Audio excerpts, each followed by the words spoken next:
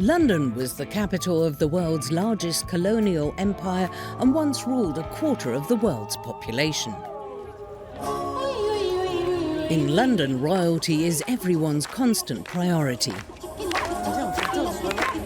This weekend is the King's coronation, so we're in the swing of things with this group of girls from India. Bollywood in London. The main ingredient of London's madness is its diversity and cosmopolitan energy, and even the royal family seems to champion this model. Il célèbre le couronnement du prince Charles, parce que le prince Charles a invité toutes les religions à participer à son couronnement, notamment les hindous. London is the European capital of communitarianism.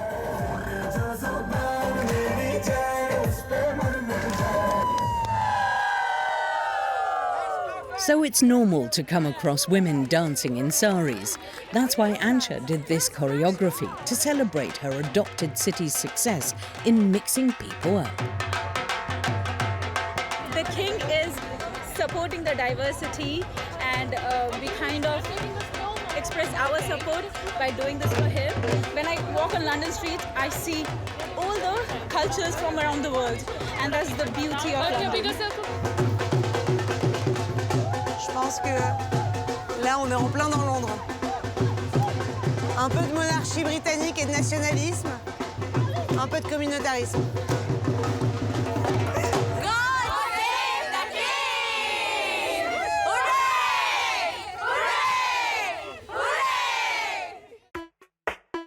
You think you know London?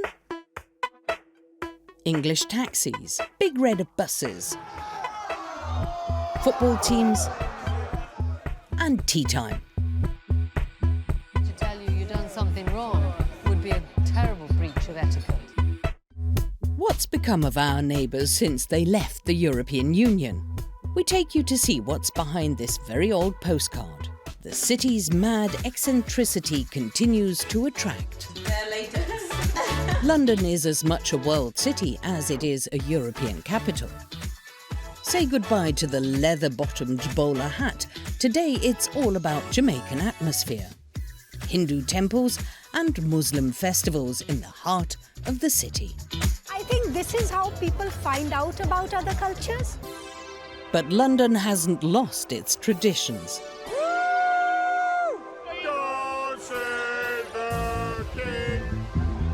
Like the famous Royal Ascot horse race,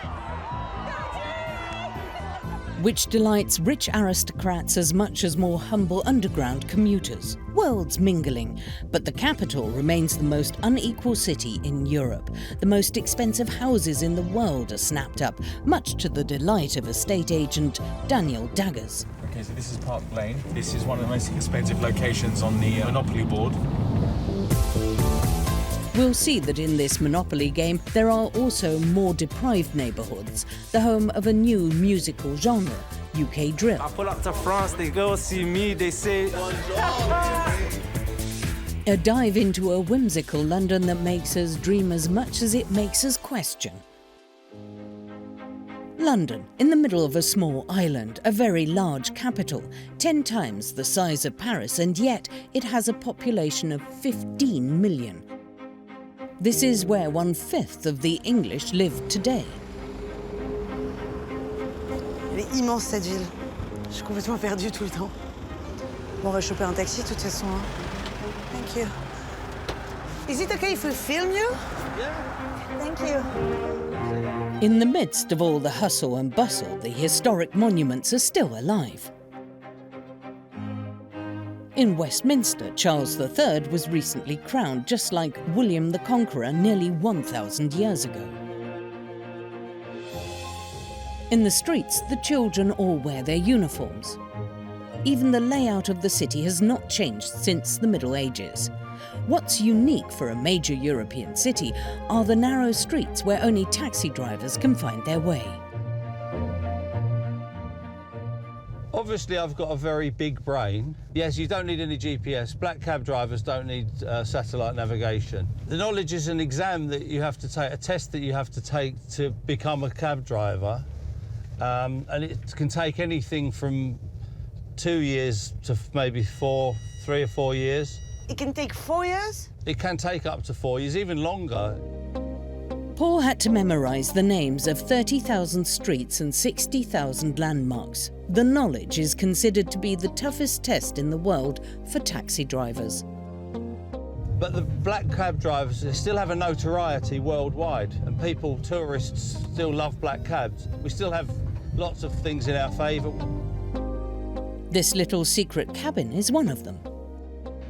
Oh, so this is a special place for the cabs? Yes. Tucked away in the middle of the traffic, these green shacks allow drivers to drink and eat in the warmth with each other during their break. I'll just go and have a quick word with them, yeah? On va aller dans l'antre secret des chauffeurs de taxi. Vous savez qu'il y avait des maisons secrètes pour les chauffeurs de taxi, toi? Je vais dire bonjour. These discreet cabins have been part of the landscape for a long time. Ils appellent ça un abri pour les chauffeurs de taxi. En fait, c'est un truc qui existe depuis l'époque des calèches, quoi. When did it start? It's like in the 19th century? 1874. Here, all Londoners can have their cup of tea or takeaway cakes. But getting in is a different story. Only a taxi driver with a number plate is allowed in. All right, guys. So, they won't come in, they're just going to stick there. Yeah, there you go. It's like a secret society. It's a secret society. Hi, everyone. A beer is out of the question during the service, though. So there was this lord, Shaftesbury, who commissioned these to be built because he couldn't find a sober cab driver on a cold day. Do you know what I mean? So he commissioned these to have... to keep the cab drivers out of the pub. Keep them out of the pub. No gambling, no drinking. In London, there are 13 cabins like this one. In this area of Notting Hill, Karen's the boss. I'll get you some of the special bread pudding. Yes! Daughter and wife of cab drivers, she takes good care of her customers. This is what makes you famous, Karen. With inimitable desserts. Tu vas voir. Franchement, c'est très bon. Ah, c'est très bon? Oui. She won't tell me the exact recipe. No. You know, the cinnamon and the fruit and the orange peel, that kind of thing. Tu manges tout là? Ouais, je mange tout. Quoi, y a un problème? It's all making me hungry. It's lunchtime, so I ask Paul and his friends for recommendations. C'est censé être le meilleur plat de Londres. Ça, là. Tu le vois ou pas? It's called pie and mash. Mashed potato and pie with parsley sauce. But it doesn't look good at all. Oh, it's fantastic. This is a parsley sauce, liquor sauce. And you get, you can have sometimes... Bye, guys. Intrigued, I decide to try this traditional London working-class dish at M. Manzi's, the specialist in the field. Non, on va à la cuisine. Je crois pas qu'on soit sur une expérience plaisir, mais... Apparemment, c'était le plat qui faisait un malheur pendant la Deuxième Guerre mondiale. Et en fait, quand tu le vois, tu te dis, bah oui. Après, très très bizarre de continuer à le manger quand c'est pas la guerre. Très bizarre, je trouve. I'll try. These days, you have to spend around £7 to taste it, and the craze is definitely there. You all the time in front of the store? Pretty much. Okay. On the menu, meat pie with parsley sauce. Okay. Is it okay if I sit here?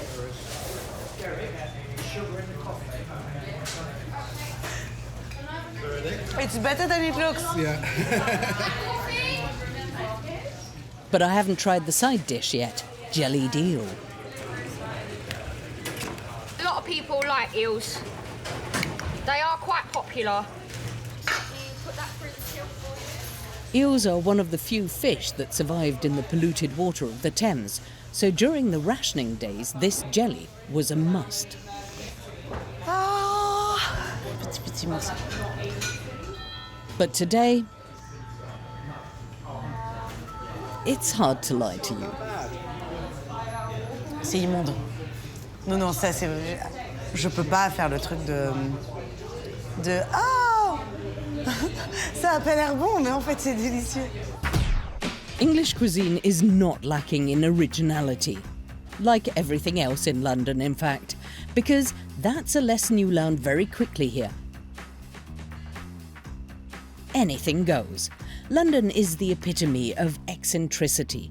London fashion, for example, is never too daring. Colourful rock punk with Vivienne Westwood, or wildly free with John Galliano. If you want to discover this world, there's one place you can't miss in London. Central St Martin's School, considered to be the best fashion school in the world. Inside the huge building you enter a parallel world. Dancing. Theatre. Fashion shows. Une fleur. At St Martin's, freedom is the name of the game, and these students quickly get me into the swing of things. What's your name? I'm Murray. Mary? Nice to meet you. I'm Tegan from Stevenage. Watch the space. I'm Ivy from Canterbury. Also watch the space. I'm Grace. Hello. We've already met. They're all students in what looks like a giant fashion laboratory. And they're all hard at work. John Galliano, Alexander McQueen, the biggest names in British fashion came through here. Is it a big work every morning to choose your clothes? Half an hour. Half an hour? Really? That's okay. Sometimes I plan the night before. Yeah. Like what I want to wear. Today I didn't plan. This is why I look bad. St Martin's has been a benchmark since it was founded in 1854. It's where fashion stars are born. Tu penses que ça m'irait bien, ça? Je sais pas où tu mets le morceau de bois. C'est pas... tout ça n'a pas l'air très confortable, quand même. All trades are explored: embroiderer, tailor, bootmaker, milliner, and of course, stylist. Viens voir. There's Grace, the young student from the entrance, in action. Can we come? What? What are you doing? I'm doing a fitting for my friend Cal. Nice. Oh, she can't bend over. Because it'll be, a dress will go over it, but Yes. it's just to get the shape and support. Cal, he's the superstar of CSM. Oh, Yeah, yeah. Grace is 19. You're going to hear my hips click.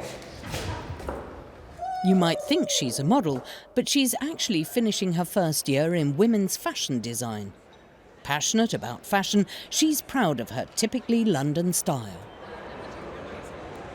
London, out of the four main fashion capitals, celebrates its freaks the best.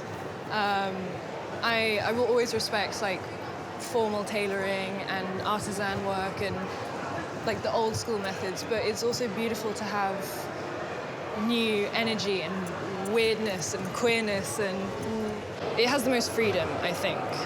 I think New York...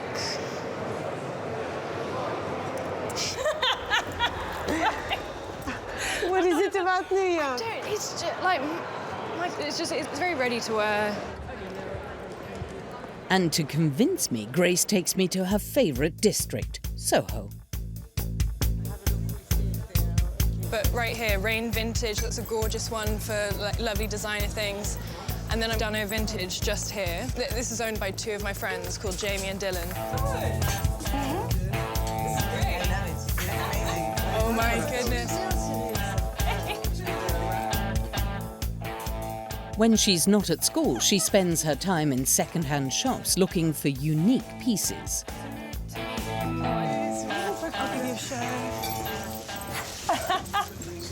But before she became so original, the student experienced a very different side of London. Schools with uniforms, lessons in very British good manners, and strict traditions. So the minute I left, I was so hungry to find my people. And that's why I've gravitated towards places like this, towards places like CSM, places that just celebrate difference. When you see the British monarchy, would it be possible for a character like you and your friends to be part of the royal family? I don't think anytime soon, because all of us are anti-royalist. I think we'd ruin quite a few things if we were given that opportunity. I got what I need. Fantastic. London is a city full of contradictions. It's the capital of originality and rebellion, but it's also an old monarchy firmly clinging to ancient traditions. Walking around the city, you quickly realise that traditions are everywhere and not just as distant memories. Tous ces endroits sont encore des lieux de pouvoir. Et je pense qu'ici, c'est ici qu'il y a les lords qui rentrent. La chambre des lords, historiquement, c'était la chambre des aristocrates qui gouvernent. Things have changed. Now anyone can become a member of the House of Lords. Good morning. Good morning. Even women, like Baroness Hayter. We work there. This is where we make laws. Every single law in this country is made in this place.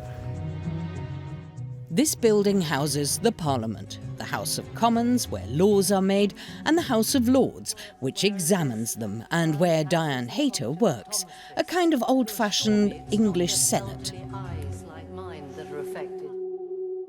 In Parliament, we have, you mentioned the hereditaries, we have 90 men who inherited their title. We have most of us who were appointed, but we have 26 bishops. And this never changed? This never changed. We don't change things. Because tradition is sacred here. For the Baroness, there is one of particular importance: tea time. And that's Fortnum and Mason, so it's been here a long time. Normalement, là, c'est une valeur sûre. Fortnum and Mason is a 3-century-old company that supplies the royal family. This is the place to go for an old-fashioned, luxurious and, above all, hearty snack. Shall I go here and you'll go around there? Thank you very much. Thank you. Well, first of all, it's a very serious meal. This is not just a quick snack. OK. This is a serious thing. OK. Il y a 25 pages pour le menu du thé. Hein. These things matter. You look more serious when you talk about tea than when you talk about politics. Of course. A serious matter, but also an opportunity to give me a lesson in English etiquette. Sharing tea with an English person is a test in coded language. It's called etiquette. If you said something and I thought it was way off, I'd say, well, that's a very brave thing to say. And that's a way of saying you really are out of order. So that builds on the tradition of, well, that's very interesting. There might be another way of looking at it, or something like that. Please tell me if I don't follow the... No, but that would not be polite. For me to tell you you've done something wrong would be a terrible breach of etiquette. Okay. So I could never do that. This is really hard to communicate. Just when I think I've got it right, I'm immediately told off. Yes, that's the most interesting thing to do with your coat. Oh my God, what did I do? Well, you probably should have handed it in to the... Despite my clumsiness, this mid-afternoon meal is a real treat. Green tea. This is a lot of food. You must start at the bottom. You must eat the sandwiches before the scones, before the cakes. Can I eat with my fingers? Definitely. Okay. It's called... they're called finger sandwiches.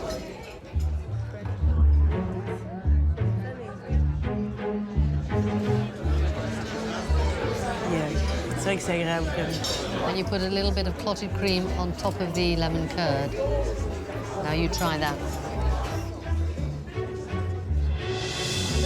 This is excellent. This is amazing. It's hard not to love this upmarket interlude, but it does come at a price, €90 per person for a full-course meal. But it's these old traditions that are winning over the world. En fait, si Londres attire les plus grandes fortunes de la planète, c'est aussi parce que l'élite britannique fascine depuis toujours. Là, on est à Savile Row. Savile Row, c'est une petite rue de 270 mètres qui paye pas de mine, mais c'est ici qu'a été inventé le dandysme. C'est ici qu'on a inventé l'uniforme mondial du chic pour les hommes, les costumes. Et il y a des gens qui viennent du monde entier pour s'acheter des costumes sur mesure, faits ici, à Savile Row. The suit was invented in the 19th century in London by the father of dandyism, George Brummell.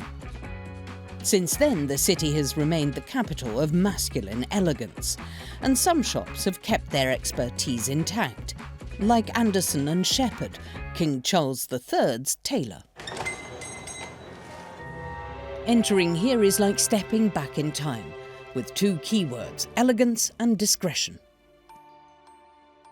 On a l'impression d'être dans un repère de luxe qui n'a pas changé depuis un siècle. In fact, stars from all over the world were already flocking here in the last century. Là, ils ont leur livre d'or avec les mesures de tout le monde. Gary Grant, Marlène Dietrich. Years later, still without using a computer, Edward writes everything by hand. Because staying old school is what owner and director Anda Rowland wants. So this is the cutting room. Nice. Even your tools, they look so old. Even the tools, yeah. Yeah. How old is this one, would you say? It could be as old as the shop. Like 100 years? Yeah. 120 years? Yeah. And there, and on the other side. You get a nice sharp edge, ready for drafting. Nice. In London, tailoring is a tradition handed down from father to son. And when you buy a suit, it's forever because you keep the pattern and you adapt it. Customer who came here in 1983. Over the years, he's expanded a few times. It's gone from 1 to 2 to 3 to 4. The standard price is £5,500, but the suits go up to £25,000 because Anda's customers need to dress up. There is no shortage of social events in London. The not-to-be-missed event is the Royal Ascot horse race, where the King wears Anderson and Shepherd suits. I think certainly if you're thinking about going to Ascot, the hat is probably the most important part. And actually the best place to go for a hat in the whole of Britain is Lock & Co Hatters. Can you take me there? Absolutely, let's go. In this area, you don't have to go far to find the best couture shops.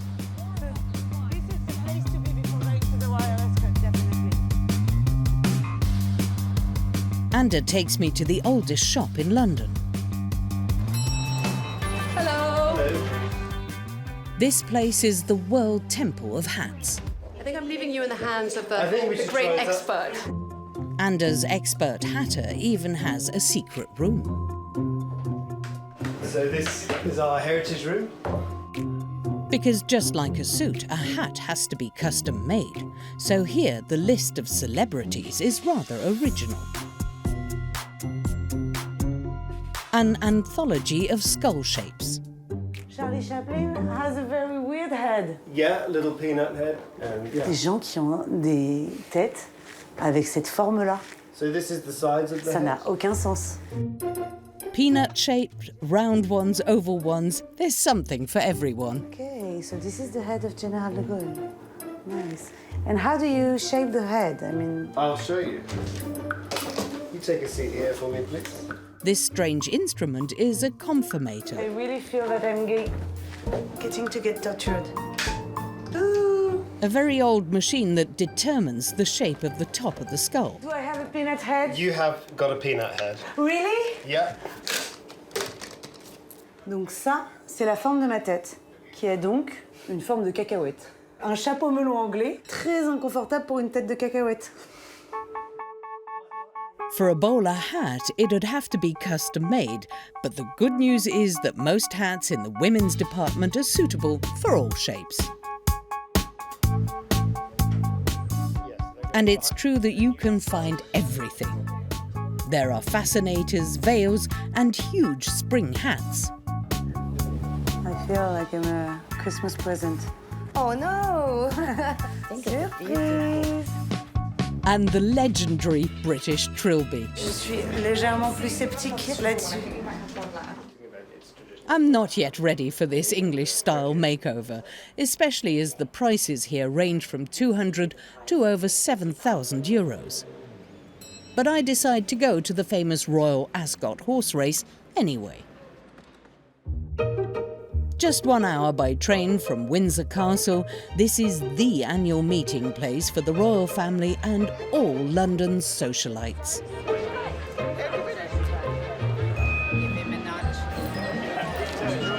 Le code vestimentaire est très clair. Les hommes doivent avoir une tenue de cérémonie avec un chapeau et de forme, évidemment des chaussures fermées. Et les femmes doivent toutes avoir des robes longues qui couvrent leurs épaules, qui arrivent en dessous des genoux. Et évidemment, un chapeau. You have a wonderful hat. Thank you very much. This hat is amazing. A little further on, 300 metres from the main entrance, following the coolers, we discover the entrance to the Holy of Holies. Car park number 1. A car park, but above all, a luxury campsite. Every year, parking spaces are transformed into open-air restaurants. Tu vas faim? Ah bah oui, je veux bien goûter. So this is salt cod fritter, écossais, Scotch bonnet. Ça pique. While the chauffeurs guard the cars, caterers and butlers take care of everything. We want people to come around like, wow, what is this? You know, just impress people. Oh yeah, they want the other. That's exactly what English tradition is all about, mixing the glamorous with the rustic. But picnicking in a couture dress and top hat is reserved for a select few. In this car park, you inherit your place at birth. Otherwise, the waiting list is estimated at 30 years. Dead man's shoes. What is dead man's shoes? You have to wait for someone to die before you get a parking space. So if I want a spot, I have to wait for you to die? Well, yeah, probably. In this car park, everyone has received an invitation from the King to attend the race in the royal enclosure. Well, you've got to be out here. I mean, where else can you have lunch in a car park, you know? And everyone has their own story about Charles III. He doesn't like me. The King doesn't like you? Hates me, yeah. Why? Well, I tried to sell him a horse, and it was called Omani or something, this horse, and it bucked him off and tried to kick him on the way down. And he thought it was like having an Irish assassination attempt, so he don't like me. This man is Sir Benjamin Slade, a very famous man in London. Il est très intéressant. Il est le célibataire le plus cherché de toute l'Angleterre. Oh! Parce qu'il est richissime. Oui, il est richissime. Il a un titre. Et Suddenly, the interview turns into a job interview. All the women are... What star sign are you? October 13. Scorpio. Like Libra? Yes. Libra's okay. Yes. What height are you? Come on. 170, 169? Must be more than 5'7". Which you're okay. I don't know now. I'm okay? Yeah. Okay, maybe I can... No, you're about right. I need to have tall sons. Good Okay. warriors, you know. Okay. I want 2 sons. Get me 2 sons in a hurry. Okay. Desperado. Benjamin Slade has publicly offered a lifetime fee of £50,000 a year for any woman willing to produce 2 heirs for him. But we do not quite fit in with this incredible mix of dandies and aristocrats. UK's foremost etiquette expert.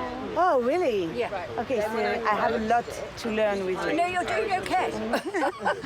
You're just showing too much leg. Yeah, okay. But here, you can actually buy tickets to go into the grandstand, which, you know, they're not strict on the dress code. So to find out what a horse race is like, we enter from the other side, through the entrance for the poor. Here, the ticket costs 60 euros and, in theory, there is no dress code. La particularité, c'est que même s'il n'y a pas de code vestimentaire, Absolument. Tout le monde s'est mis sur son 31. Toutes les femmes ont des robes incroyables, des chapeaux, tous les hommes sont en costume. Horse racing is by no means reserved to wealthy aristocrats. Once again this year, 300,000 people have snapped up tickets to get out their best looks, and there's something for everyone. The British love these open-air traditions, picnics, fun, and above all, betting on their favourite horse. Can you give me advice? Oh, let's have a look, shall we? Am I on camera? I went 13, Port Fortuna. You go each way. Porta Fortuna? Each way. And then you put Okay. each way. So then Each way? if it What does it mean? places, you still win. So you're advising Porta Fortuna? Yeah, that's what I say. You know what you're talking Don't take my advice, follow him. I don't know what I'm doing. Random one. I just pick the one I like. Just go with what he's going Oh, when's for. your birthday? 13th of October. 13. Oh, it's Port Fortuna. Porta Fortuna. Yeah, Okay, I got You've got to go for that one. Okay, let's go for that one. Okay, thank you guys. Go each way, so say each way. Okay, each way. How much you spending, my love? £10? £10 is perfect. Porta Fortuna. Numéro 13, ça porte bonheur. Once you've placed your bet on a horse, long before the races start, everyone gathers by the railings. Because horses aren't the only attraction. Royal Ascot is also a chance to see the royal family, and here everyone has their own opinion. We got the king. And Camilla. Do you like Camilla? No, okay. J'aime pas Camilla. Okay. But when the carriage arrives,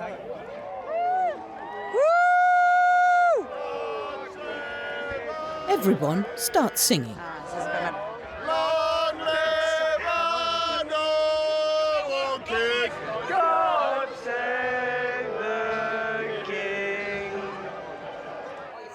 Once the king has passed, the races can begin. A first warm-up lap. I spot my horse, number 13.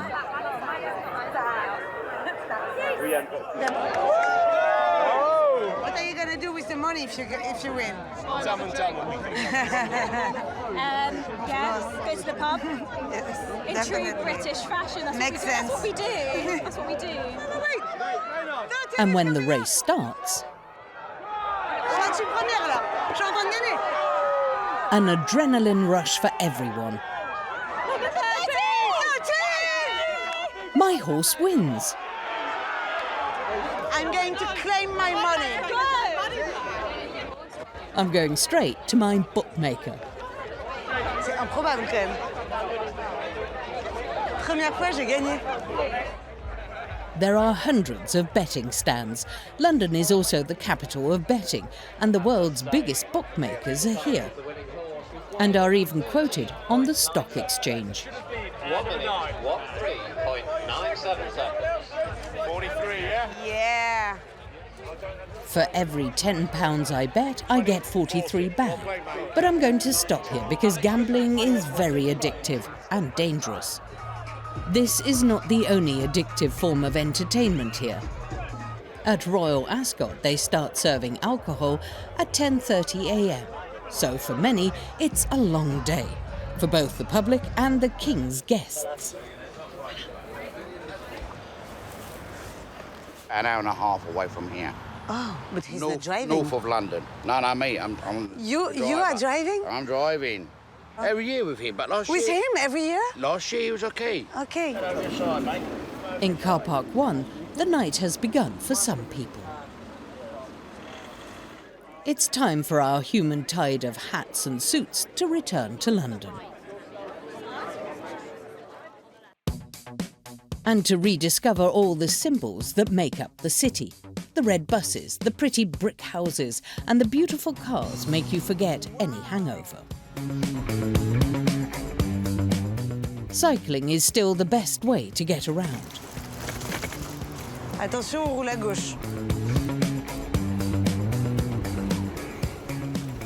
One of the symbols of London is the number of workers in impeccable suits heading for the city every morning.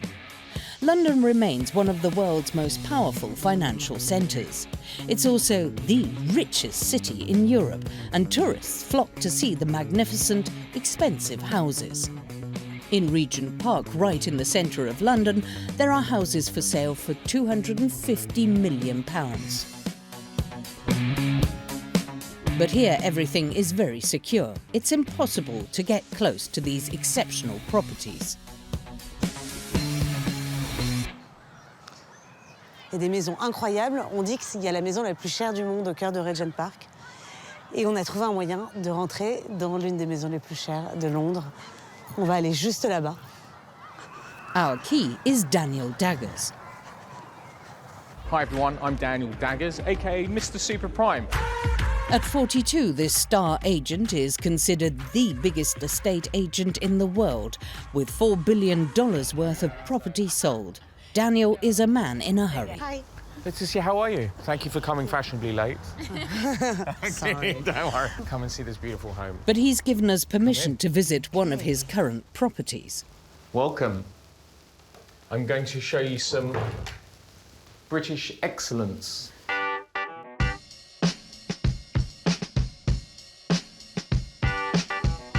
Wow. Là, il y a du volume. A traditional English house that costs £12.5 million, or £26,691 per square metre. Don't get too comfortable though. I have to test it. Come on, it's... I won't be in a house 13 million every day, so... The owners left everything as it was, and they had their little whims. 2 bathrooms per bedroom. And 2 showers per bathroom. It's for 2 people. That's amazing. I mean, I would pay just for that. It's a very good idea. But for Daniel's clientele, this house has one particular strength. All the land here is private, which means if you're famous, no paparazzi can be here, so you have additional security. High-priced houses are Daniel Daggers' daily business, and in London he has no shortage of clients. Tom Ford, a designer, used to live down here, and some of these homes have sold for over 100 million. But who can buy houses like that? Well, you have the wealthiest. You have so many houses that are over 100 million. I mean, a big percentage of people who are phenomenally successful, they want to have a base in London, and they want their kids to understand European culture, and so they'll have a base in London, and then they'll bounce around Europe. They'll go to Puglia, and then they'll go to the south of France and Paris, and they go to Berlin. Dubai, New York, Tel Aviv. Many of Daniel's clients don't live in London all year round. But among these wealthy foreign owners, some pose a problem. Leaving Daniel, we set off in search of houses that have made the headlines. Les Londoniens, ils ont un vrai problème sur la pression immobilière parce que c'est des étrangers qui achètent leur maison. The problem is that these foreigners were not previously required to provide their identity.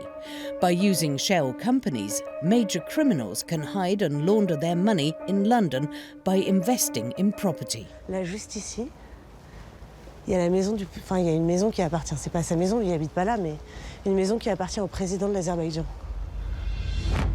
The family of the president of Azerbaijan has ruled the country unchallenged for over 30 years. A dictator who owns this £40 million house. Even when the family isn't there, the security team is on deck. In less than 20 seconds, a security guard arrives. Can we film a little bit here? No? On va y aller. T'as pu filmer la maison. Est-ce que ça vaut 40 millions de livres, ça? Dozens of houses worth nearly £2 billion belong to major Russian oligarchs under international sanctions. Donc tu vois, là, c'est l'appartement avec la terrasse. C'est ici que Polina Kovaleva vivait. C'est quand même la fille du ministre des Affaires étrangères russe. Parce que du coup, elle a dû laisser son appartement. Parce qu'en fait, quand même, les habitants de Kensington, ils l'ont épinglée. Before being discovered by British journalists, the flat enabled Sergei Lavrov to hide more than £4 million in London. Not far from the very chic Regent Park, there are more popular places, like Hyde Park, the largest park in central London, 140 hectares in the middle of the city, 5 times bigger than the largest park in Paris. In London, green spaces are everywhere, and so are animals. But on Sunday afternoon in the northeast of the park, the squirrels put on a show.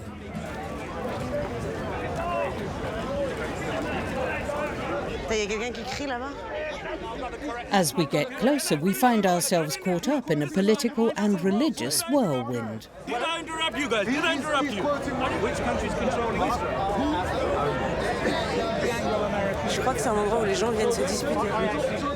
To argue and, above all, to debate.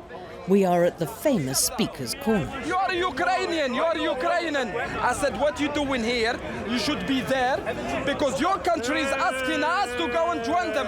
No, they're not. They did. No, they didn't. They never did that. A place to speak freely. You are a coward. You are a coward.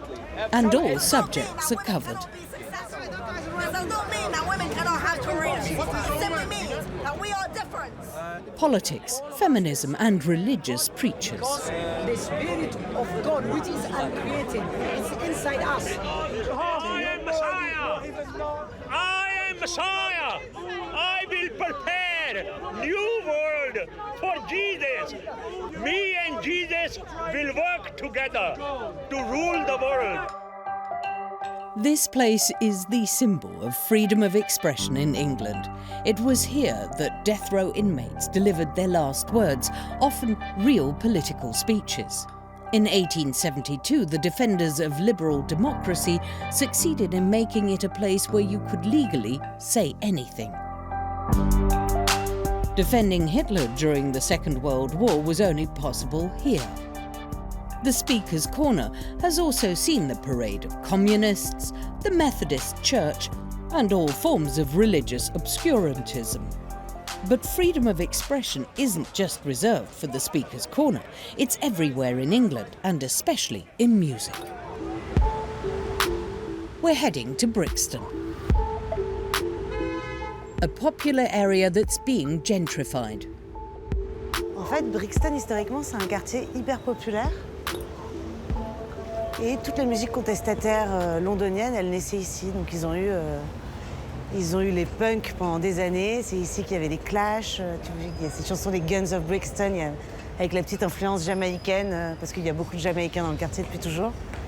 Et là, maintenant, la nouvelle musique contestataire, c'est la drill. C'est un rap qui va dénoncer les violences policières, les discriminations. C'est plus le punk, c'est plus David Bowie, c'est le rap. Welcome to Brixton, I'm in the party with Barbies and drillers. The kickback mad on the spinner, I see enough man just run from my... UK drill is a very aggressive form of rap that emerged in Brixton in 2012 and requires a very special accessory, a balaclava. From the woody. Cyru gangster, niggas know me, man leave two in your hoodie. My youngsters are nutters, stay with the cutters, chef up you and your mother. C'est à ça qu'on reconnaît la drill dans les clubs de rap. Ils cachent leur tête. Parce que maintenant, ça peut être utilisé contre eux dans les procès. Tu vois, quand tu veux faire du rap à Londres, tu me reconnais là ou pas? It's called no face, no case. Without an identifiable face, you can't go to court because some singers are also criminals. To understand this new street rap, you have to go to the block of flats. On the block, you can't hit my shot, I'll strangle that nigga. Put 6 bars in a spinner. Now I can bust this door, this G7 ain't gonna bust some more. Like every night, the N9 gang is hanging around. In 10 years, the budgets allocated to the youths have been halved. No more community centres, no more specialised educators, nothing left to do. Oh boy. Slowly turned to like a ghost town, you know. So you have nowhere to go besides just hanging out here? Yeah, you just come here to chill, literally. So you'll find a lot of people here is angry. They're angry, they're waking up angry. Come outside angry. But it's fairly safe for anyone that's grown up here. It's safe for you, yeah. Okay, so not for me. Of course it's safe for you. Yeah, because you come with good intentions, it's okay. Violence is the trademark of this music. Can you tell me more about the mask? Hey, why do you have a mask? I don't know, you know. Hey, you don't know. Of course you know. You can tell me about it. Not everyone always wants to be seen all the time, you know. One of the boys was convicted of stabbing a man to death, but according to them, violence is inevitable here. And you know, the problem could be bigger than you. It could have been before you even come around, and now you have to take on the problem on. You don't have to, but it comes to you, you know? Yeah, it's everywhere, apart from like central London, where in London Eye is and Big Ben. Yeah. Everywhere else, east, north, west, south, around is postcode problem everywhere. It's just a part of London now, growing up. Fortunately, growing up in Brixton isn't always synonymous with violence. Since the 1950s, the Afro-Caribbean community living there has created a unique music scene, not only the drill. London is home to 350,000 West Indians, the equivalent of the population of Nice. La couronne britannique, elle a quand même régné sur un quart de la population mondiale. Et parmi les gens qui ont fait partie de l'Empire britannique, il y a notamment la Jamaïque, mais il y a presque toutes les îles caribéennes.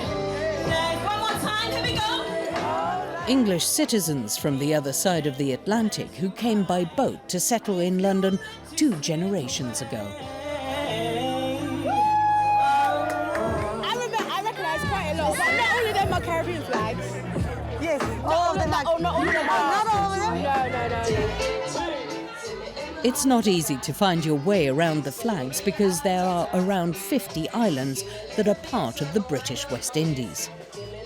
Sometimes called Little Jamaica, Brixton has become one of London's symbols of multiculturalism. 270 nationalities, 300 languages spoken. In the streets of the capital, customs from other parts of the world are on full display. And Muslim women can legally wear a full veil, including to school. In fact, in the centre of the city, the Great Trafalgar Square is not at all reserved for national or Christian holidays. All religious festivals are celebrated.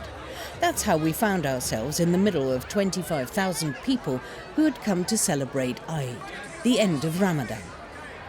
As every year, Mayor Sadiq Khan takes the floor. We have a king who is Christian.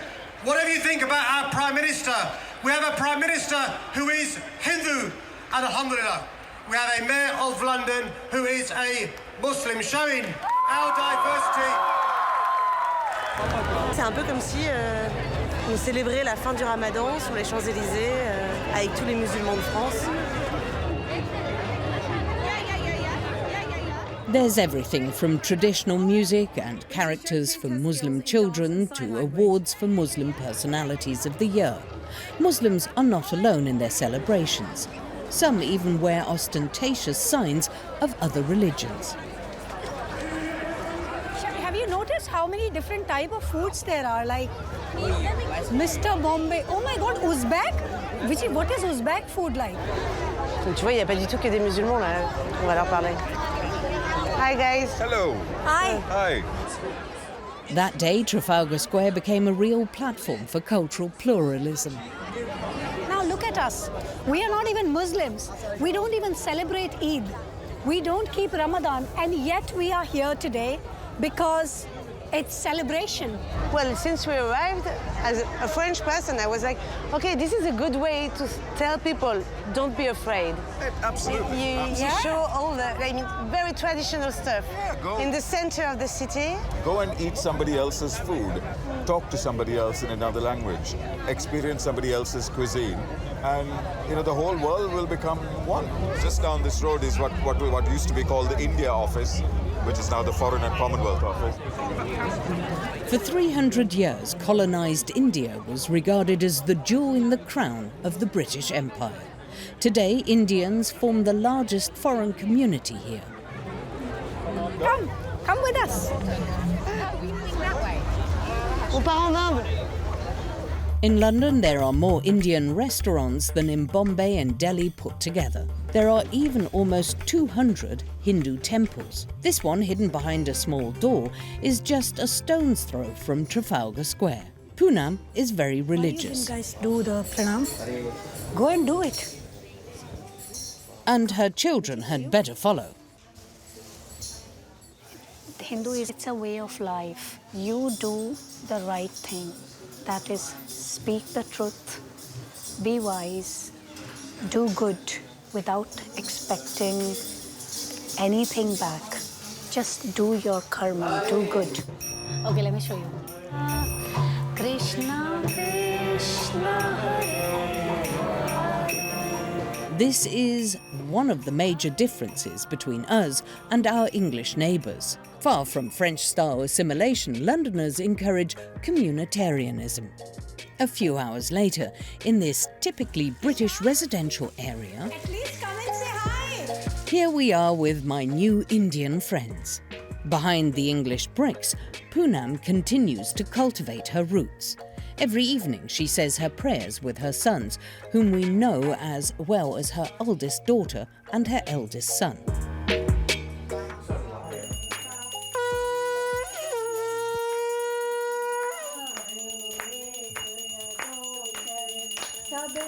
The whole family seems attached to Indian traditions, but not everyone is happy to see exotic rituals openly displayed. As diverse as London is, it will be wrong to say that everything is hunky-dory. Did you have to face racism yourself? A few years back, somebody physically assaulted me in my back alleyway, and one of my kids got hurt as well. And these were two white people asking me to go back to my country. So communitarianism is not a cure-all. Besides, Poonam has never managed to feel fully English. I've lived in this country for 20 years. I didn't take the citizenship of this country. I still have my Indian passport. And I never will give up my citizenship. Because in my heart, I'm still Indian. How can you do without communitarianism when you have such a history? Tea, curry and gin imported from India are all part of English culture. But the English culture is also the passion for football. You only have to take the tube on match day to realise that. Il y a un match dans 1 heure et résultat, toutes les stations de métro autour sont bloquées. Ça a l'air très normal pour tout le monde. So I decide to follow the slightly oppressive crowd. Faut que tu viennes avec moi. To discover this other London tradition. Je pense que l'expérience commence ici, tu vois. Stand clear of the doors, please. Are you going to the football game? Everyone is. Yeah? Okay. You can't think of London without thinking football. It's the city with the most professional clubs in the world, 13 in total. That's a lot of big stadiums and a lot of neighbourhoods defending their teams at every match. The stadium will be coming up soon. That's the gap between the train and the stand. Like every week, more than 60,000 people arrive from all over to fill the Hotspur, the Tottenham neighbourhood team's brand new stadium. But right next to the stadium, there's another, more intimate place that some people prefer. The pub.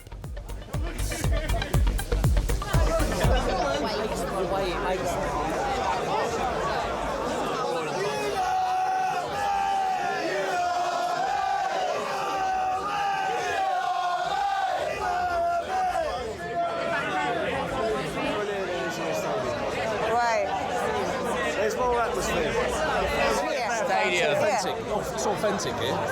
Voilà, c'est beaucoup mieux que stade ici.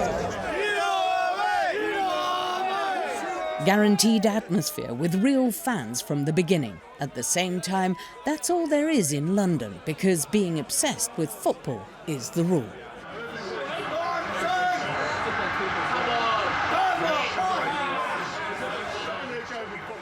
Andrew, 32, is a supporter who speaks French. Ici, le foot, c'est le culture. En fait, il y a rien de plus important que le foot. The young man tells me that being a supporter isn't about where you live. It's about not liking other clubs. Comment on choisi son équipe alors? Bah alors, ça c'est une très bonne question. Moi je suis fan de Tottenham depuis que je suis tout petit. J'ai pas aimé les fans d'Arsenal de mon école. Et du coup, moi j'ai choisi le Tottenham. Il y a beaucoup de fans qui s'organisent pour se battre ensemble. Franchement, c'est...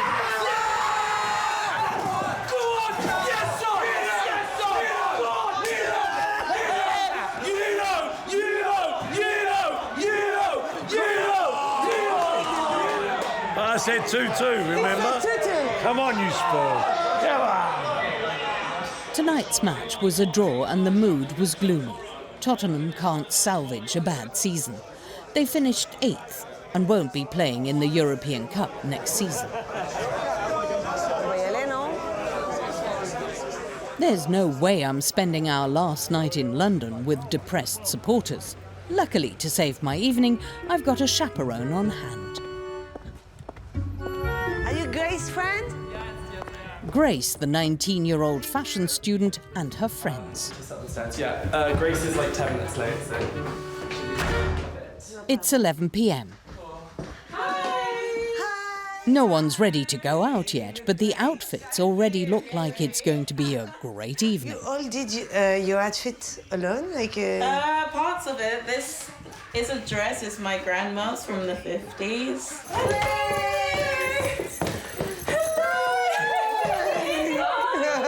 I'm so sorry. You are always late. London has always been the capital of eccentricity. With Grace and her friends, the next generation of eccentricity is guaranteed. Growing up here, you can definitely tell a difference between like us and the international students in terms of like who is like more creatively free. Within a few months, like it was like a breath of fresh air for them. They were just the way that their style changed, and everything was like so instant. They were like, oh my god, I can actually just experiment, like be myself now, you know. The city has even become a refuge for thousands of queer personalities like Ivy, who moved from the English countryside 2 years ago. I was very much like quieter, sadder, and I think, but as soon as I moved to London and met like Jace and Meeks and everyone like this, it was like, wow. And now I'm like loud and annoying, so I can't shut up. Yeah. It's funny going back. London is so much more, for people like us, I feel like we find our own community. Like we're a bit of a spectacle. Yeah. And tonight, I have the right to be part of the show. But before I accompany this fabulous bunch to the party, there's a little makeover to be done. What animal do you feel like you are? Oh yeah, that's dry. Spare animal. I won't have an animal like Jace May's snail or Dominic's pigs. Grace has carte blanche to do my makeup. What I'm more inclined towards is like a slightly more modern, twiggy eye line. Okay, so like a graphic line as yeah. It's midnight. The group is just starting to get ready. And I get to grips with my psychedelic witch makeup. We could be like distant cousins. I feel like a really little soldier of Grace. Tonight, my friends have chosen a little club in Hackney in northeast London. I love it. Last night in London. We're gonna make it a good night. Yes, we'll make it the best night. Right. What better way to end a stay in London, surrounded by fashion victims and music fans? Dominic's reveals all her dancing talents. A new free generation is coming. After psychedelia, punk, techno and rock, London still has the same artistic madness. It's the jewel in the crown of a traditional monarchy, full of contradictions, and every night it takes pleasure in shaking off all convention.